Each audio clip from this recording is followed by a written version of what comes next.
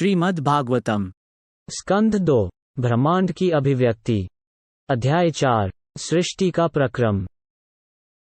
सूत गोस्वामी ने कहा, आत्मा की सच्चाई के बारे में शुकदेव गोस्वामी की बातें सुनने के बाद महाराजा परीक्षित, जो उत्तरा के पुत्र थे, ने आस्थापूर्वक अपना ध्यान भगवान कृष्ण पर केंद्रित कर दिया। भगवान श्री कृष्ण के प्रति संपूर्ण निष्ठा के फलस्वरूप राजा परीक्षित ने अपने शरीर, अपनी पत्नी, अपने पुत्र, अपने राज्य और अपने पशु वर्ग के प्रति गहन मोह त्याग दिया।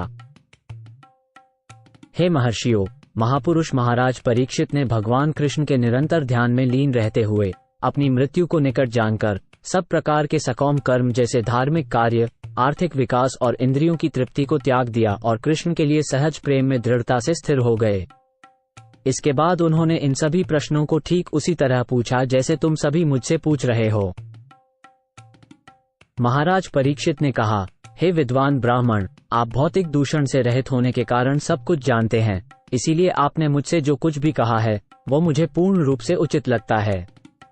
आपकी बातें धीरे धीरे मेरे अज्ञान रूपी अंधकार को दूर कर रही हैं, क्योंकि आप भगवान की कथाएं सुना रहे हैं।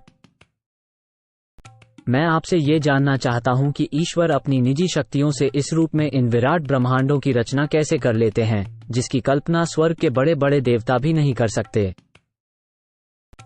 कृपया बताएं कि सर्वशक्तिमान परमेश्वर अपनी विभिन्न शक्तियों और विभिन्न अंशों को इस दृश्य जगत को बनाए रखने और फिर इसे एक खिलाड़ी के खेल की तरह समेट लेने के लिए किस प्रकार नियोजित करते हैं। हे ज्ञानी ब्राह्मण, भगवान की दिव्य लीलाएं सब अद्भुत हैं और वे समझ से परे प्रतीत होती हैं, क्योंकि बहुत से विद्वान पंडितों के द्वारा किए गए बहुत से प्रयास भी उन्हें समझने के लिए अपर्याप्त सिद्ध हुए हैं। परम पुरुषोत्तम भगवान एक हैं, फिर चाहे वे अकेले भौतिक प्रकृति के गुणों के साथ कार्य करते हों, या एक साथ कई रूपों में फैलते हों, या प्रकृति के गुणों का निर्देशन करने के लिए क्रमशः फैलते हों। कृपया इन सभी संशयों का समाधान करें, क्योंकि आप न केवल वैदिक साहित्य के ज्ञानी और आत्म साक्षात्कारी हैं, बल्कि भगवान के महान भक्त भी हैं, इसलिए आप भगवान के समान हैं। सूत गोस्वामी ने कहा, जब राजा ने शुकदेव गोस्वामी से इस प्रकार प्रार्थना की कि वे परमेश्वर की सृजनात्मक शक्ति का वर्णन करें, तो उन्होंने इंद्रियों के स्वामी श्री कृष्ण का ठीक से स्मरण किया और समुचित उत्तर देने के लिए इस प्रकार बोले। श्री शुकदेव गोस्वामी ने कहा, मैं पूर्ण पुरुषोत्तम भगवान को प्रणाम करता हूँ, जो प्रकृति के तीनों गुणों को अपनाकर भौतिक जगत की सृष्टि करते हैं। वे हर शरीर में रहने वाले परम पूर्ण हैं और उनके तरीके अचिंतनीय हैं। मैं पुनः पूर्ण अस्तित्व और पारमार्थिक रूप वाले भगवान को नमन करता हूँ, जो पवित्र भक्तों को सभी कष्टों से मुक्ति दिलाने वाले हैं और नास्तिक प्रवृत्ति वाले राक्षसों के निरंकुशता का विनाश करने वाले हैं, जो परम आध्यात्मिक सिद्धि प्राप्त योगियों को उनके विशिष्ट स्थान प्रदान करने वाले हैं। मैं उसे नमस्कार करता हूं जो यदुवंशी हैं और अभक्तों के लिए सदैव समस्या बने रहते हैं। वे भौतिक और आध्यात्मिक दोनों लोकों के परम भोक्ता हैं, फिर भी वे अपने वैकुंठ धाम में रहकर इसका आनंद लेते हैं। कोई भी उनके बराबर नहीं है, क्योंकि उनका दिव्य ऐश्वर्य अनंत है। मैं उन सर्वमंगलमय भगवान श्री कृष्ण को सादर प्रणाम करता हूं, जिनकी स्तुति, भजन, दर्शन, भक्ति, श्रवण और पूजन से साधक के समस्त पाप तुरंत धुल जाते हैं। मैं बार बार सभी मंगलों के धनी भगवान श्री कृष्ण को प्रणाम करूं।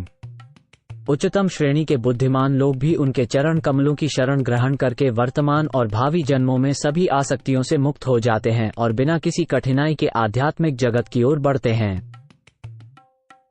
मैं पुनः पुनः सर्व मंगलकारी श्री कृष्ण भगवान को आदरपूर्वक नमस्कार करता हूँ, क्योंकि बड़े बड़े ज्ञानी ऋषि, बड़े बड़े दानवीर, प्रतिष्ठित कार्य करने वाले, महान दार्शनिक और योगी, वेद पाठी और वैदिक सिद्धांतों के बड़े अनुयायी तक भी ऐसे महान गुणों को भगवान की सेवा में समर्पित किए बिना कोई कल्याण प्राप्त नहीं कर पाते।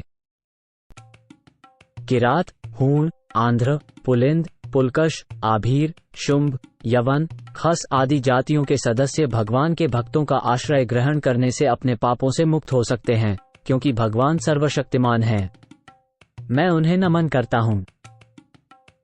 वे परमात्मा और संपूर्ण आत्म साक्षात्कार प्राप्त आत्माओं के परम श्रेष्ठ प्रभु हैं।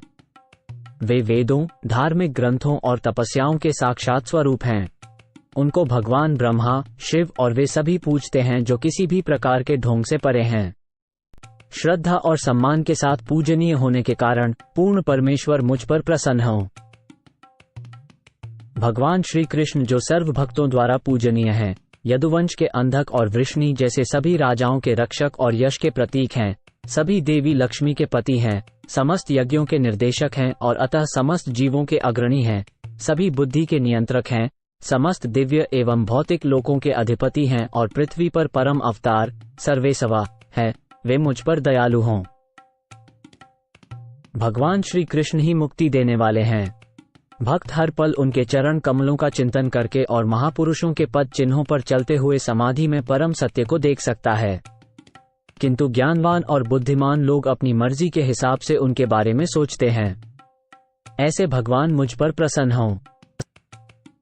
जो सृष्टि के आरंभ में ब्रह्मा के हृदय में शक्तिशाली ज्ञान का विस्तार किया और सृष्टि तथा अपने विषय में पूर्ण ज्ञान की प्रेरणा दी और जो ब्रह्मा के मुख से प्रकट हुए, वे भगवान मुझ पर कृपालु रहें। तत्वों द्वारा निर्मित शरीरों में अवस्थित तथा ब्रह्मांड में लेटे हुए, जो प्राणिमय बनाते हैं और जो अपने पुरुष अवतार में जीव को भौतिक गुणों के 16 विभागों को, जो जीव के जनक रूप हैं, अधीन करते हैं, वे पूर्ण पुरुषोत्तम भगवान मेरे प्रवचनों को अलंकृत करने के लिए अनुग्रह करें। मैं पूरे हृदय से साक्षात वासुदेव के अवतार श्रील व्यासदेव को नमन करता हूँ, जिन्होंने वैदिक शास्त्रों का संकलन किया। प्रभु की कमल सी मुख से टपकते अमृतोपम दिव्य ज्ञान को शुद्ध भक्त पान करते हैं। हे राजन, नारद के पूछने पर प्रथम जन्म में ब्रह्मा जी ने उस विषय का उतना ही वर्णन किया जितना परमेश्वर ने अपने पुत्र ब्रह्मा से सीधे कहा था, और जो जन्म से ही वेदों के ज्ञान से युक्त थे।